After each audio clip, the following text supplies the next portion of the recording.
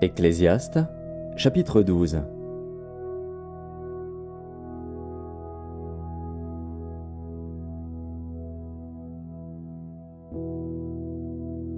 Mais souviens-toi de ton Créateur pendant les jours de ta jeunesse, avant que les jours mauvais arrivent et que les années s'approchent où tu diras « Je n'y prends point de plaisir ».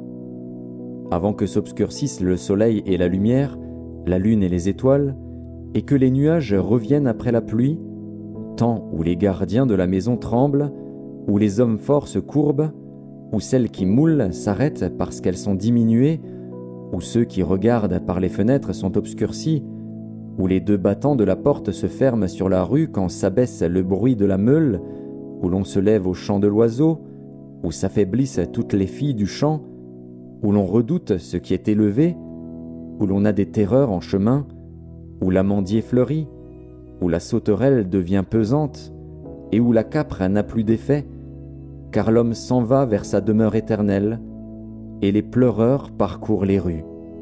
Avant que le cordon d'argent se détache, que le vase d'or se brise, que le seau se rompe sur la source, et que la roue se casse sur la citerne.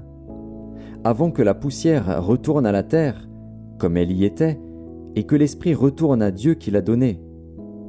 Vanité des vanités, dit l'Ecclésiaste, tout est vanité. Outre que l'Ecclésiaste fut un sage, il a encore enseigné la science au peuple, et il a examiné, sondé, mis en ordre un grand nombre de sentences. L'Ecclésiaste s'est efforcé de trouver des paroles agréables, et ce qui a été écrit avec droiture, ce sont des paroles de vérité.